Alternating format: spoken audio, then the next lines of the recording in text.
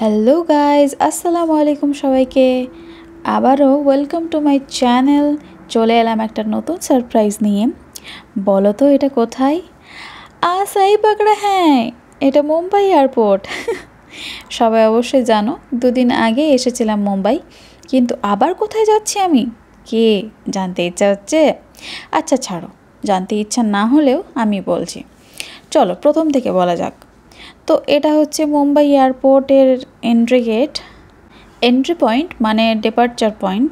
দেখতে পাচ্ছ সবাই লাইনে দাঁড়িয়ে।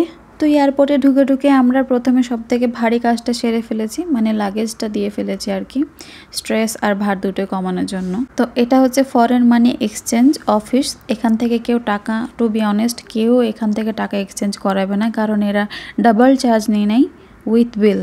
তো মুম্বাই এয়ারপোর্টে আমি এর আগে কখনো আসিনি, তাই আমি সব ঘুরে ঘুরে দেখছিলাম এখানে কি কি পাওয়া যায়।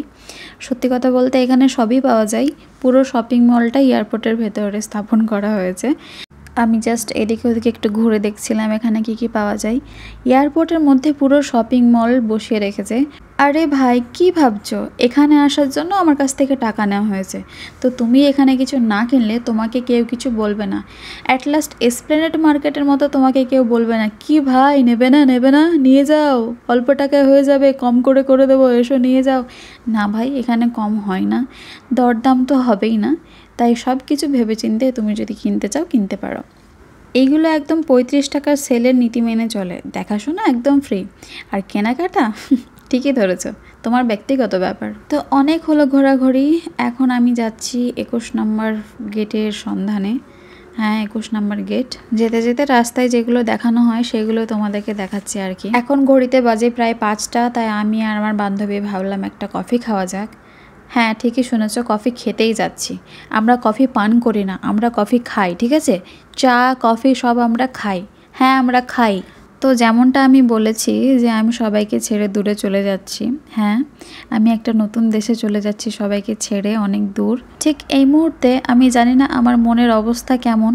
আমি খুশিতে আছি নাকি দুঃখে আছি আমি নিজেই বুঝতে পারছি না। তার কারণ হচ্ছে অবশ্যই আমি নতুন একটা জায়গা যাওয়ার জন্য অনেক এক্সাইটমেন্ট, আমি এটা অনেক দিন থেকেই আশা করেছিলাম, কিন্তু বাড়ি থেকে দূরে যেতে হচ্ছে বলে আমি অনেক দুঃখিত আছি। তো ঠিক আমি বুঝতে পারছি না যে আমি ঠিক স্যাড নাকি হ্যাপি। ফাইনালি খোঁজাখুঁজির পরে একটা কফি শপ পেলাম। জীবনের এই পর্যায়ে এসে আমি একটা কথাই বুঝতে পেরেছি, সময় আর জীবনকে তুমি যত নিজের মতো চালানোর চেষ্টা করো না কেন, তুমি সেটা পারবে না। সময় আর জীবন তোমাকে তাদের হিসাব মতো চালাবে। তাই তোমার ডায়েরির হিসাবগুলো শুধু তোমার একটুখানি মনের শান্তি। ফাইনালি আমি 21 নম্বর গেটের সন্ধান পেয়ে গেছি। ওপস, তোমাদেরকে একটা কথা বলা হয়নি, কফি খাওয়ার পরে আমরা দুজন মিলে গেছিলাম ইমিগ্রেশন করতে। ওখানে ভিডিও অ্যালাউড ছিল না, তাই জন্য আমরা ভিডিও করতে পারিনি। এটাই আমার প্রথম ইন্টারন্যাশনাল ট্রাভেল, তাই জন্য ইমিগ্রেশনটাই প্রথম করলাম। তো সব কাজ শেষ করে এখন আমরা ফ্লাইটের মধ্যে উঠে পড়েছি, এই যে দেখতে পাচ্ছ। তো চলে এসেছি ফ্লাইটের মধ্যে আমরা, এই যে আমি আর আমার বান্ধবী। তো আমাদের ফ্লাইটটা ছিল 4 থেকে 5 ঘন্টার একটা লম্বা সফর, তাই টাইম পাসের জন্য এখানে মুভি দেখার ব্যবস্থা ছিল, সাথে একটা হেডফোনও তারা দিয়েছিল। তো আমি জাস্ট এখানে দেখছিলাম কি কি আছে। এখানে হিন্দি, ইংলিশ মুভির সাথে সাথে মিউজিক, গেমস, প্লাস আমরা যেখানে যাচ্ছি সেখানের ম্যাপও ছিল। তো এটা আমার কাছে অনেক ইন্টারেস্টিং লেগেছে। তো আমি প্রায় দেখেছি মুম্বাইয়ে কলকাতার তুলনায় একটু দেরিতেই সকাল হয়। তো এখন ঘড়িতে বাজে 6টা 10, এখনও সূর্য মামার কোনো দেখা মিলছে না। আমাদের ওয়েস্ট বেঙ্গল হলে অবশ্যই 6টার মধ্যে সূর্য উঠেই পড়ে। তো এখন বাজে 6টা 10 আর আমাদের প্লেনটা গড়াতে শুরু করেছে। তো মুম্বাইয়ের ফ্লাইটটা কলকাতা ফ্লাইটের মতো 7 পাক ঘোরায়নি, এটা ডাইরেক্ট টেক অফ করেছে উইথিন 10 মিনিটের মধ্যে। এটা আমার কাছে অনেক ইউনিক লেগেছে, এটা অনেক অ্যাডভান্স। দুনিয়া বহুত আগে নিকল গিয়া ভাই। তো এই যে আকাশে উঠতে শুরু করে দিয়েছে আমার প্লেন, না মানে আমাদের প্লেন আর কি। হ্যাঁ, অবশ্যই এই ফ্লাইটটাতেও এয়ার হোস্টেস সব ইনস্ট্রাকশন দিয়েছিল, কিন্তু আমি আর সেটা দেখাইনি, তোমরা তো অলরেডি সেটা জানোই। এই ভিডিওতে আর এয়ার হোস্টেস দেখা হলো না। তো এখানে আমি আবার আমার নীতি ব্যবহার করছি, বাই মুম্বাই, বাই বাই। এখানে মনে হচ্ছে মুম্বাই অনেক শান্ত, কিন্তু গাইজ মুম্বাই একদম শান্ত না। মুম্বাই অনেক বিজি শহর, অনেক ব্যস্ত, অনেক ব্যস্ত। আর ব্যস্ত হবে না বা কেন? বলিউডের শহর বলে কথা, মুম্বাই তো বলিউডের শহর, তাই না? ওই যে বিল্ডিংগুলো দেখতে পাচ্ছ, ওগুলোর মধ্যে কোনো একটা শাহরুখ খানের বা কোনো একটা সালমান খানের বাড়ি হবে, আমি অবশ্য জানি না। মুম্বাই শহরটা খুব তাড়াতাড়ি শেষ হয়ে গেল। তার কারণ তোমরা সবাই জানো, মুম্বাই শহর অনেক বড় হলেও সেটা সমুদ্র উপকূলবর্তী এলাকায় অবস্থিত। তাই জন্য এখান থেকে কোথাও যেতে হলে 7 সমুদ্র পার করে যেতে হয়। স্পেশালি আমি যেখানে যাচ্ছি সেখানে যেতে গেলে আমাকে 7 সমুদ্র পার করেই যেতে হবে। তাই বলে কেউ আবার আমাকে সমুদ্র গুনতে বলো না আবার, এটা আর আমার দ্বারা হবে না। কি ভাবছো? এত আশা করে যে মেঘ দেখবো বলে উইন্ডো সিটটা নিলাম, আমি কি মেঘ দেখতে পারবো? কি মনে হয় বলো? এখন বাজে 6:30 আর এখন আমরা অনেক উপরে। So finally window seat mission successful. I am so happy. একটু একটু মেঘ দেখা যাচ্ছে, হতে পারে একটু যাওয়ার পরে হয়তো আরও বেশি দেখা যাবে। তো যেমনটা তোমাদেরকে আগে বলেছিলাম যে এর আগে আমি 2-3 বার ফ্লাইটে ট্রাভেল করেছি, কিন্তু সেটা সব রাতের ফ্লাইট ছিল। তো আমি ওই জন্য ভালোভাবে দিনের বেলার ঠিক মেঘগুলো উপভোগ করতে পারিনি। এটা আমার লাইফে ফার্স্ট টাইম আমি দেখছি উইন্ডো থেকে মেঘ। এত সুন্দর দৃশ্য আমি দেখবো কখনো কল্পনাও করিনি। আমার অনেক ভালো লাগছে। ঠিক এইখানে আমার মনে হচ্ছে আমি একটু মেঘের উপর হেঁটে বেড়াই, যদি আমি এটা করতে পারতাম।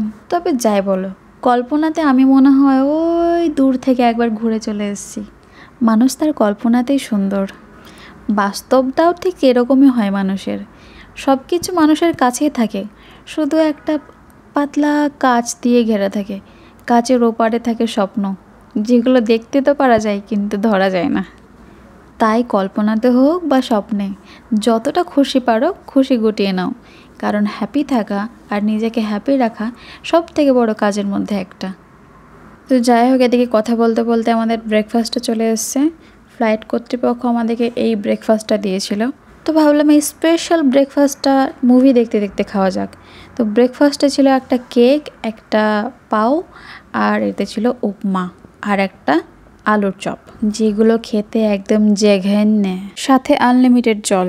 খাবারের রিভিউ দেওয়ার পর ফুডটাকে পুরোপুরি ইগনোর করে আমি আবার বাইরের সৌন্দর্য উপভোগ করছিলাম। বর্তমানে এটাই সব থেকে আমার কাছে শান্তির। ফ্লাইটটা প্রায় 3 ঘন্টার সমুদ্রের উপর দিয়ে আসার পর আমি একটু একটু মাটির দেখা পাচ্ছিলাম গাইজ, সেটাও মাত্র একটুখানির জন্য। 5 মিনিট পর আবার আমরা সমুদ্র পথে। মনে হচ্ছে 6টা সমুদ্র অলরেডি পার হয়ে গেছে। ওই যে দেখতে পাচ্ছ একটা দ্বীপ, ওটা একটা সুন্দর বাড়ি ছিল। আমার জানা নেই ওটা আসলে কি ছিল, কিন্তু আমি খালি চোখে দেখেছি ওটা একটা বাড়িই ছিল। ঠিক যেমনটা আমরা ঠাকুমার ঝুলি গল্পে শুনেছি, সমুদ্রের মধ্যেখানে একটা রাজার প্রাসাদ, ঠিক তেমনটাই। যাই হোক, মনে হয় নতুন দেশে পৌঁছে গেছি, আর একটুর অপেক্ষা।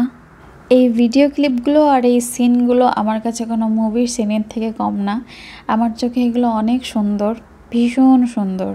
জীবনে প্রথমবার এত দূরে একটা নতুন দেশ দেখার অভিজ্ঞতা আমার কাছে একটা অনেক স্বপ্নের।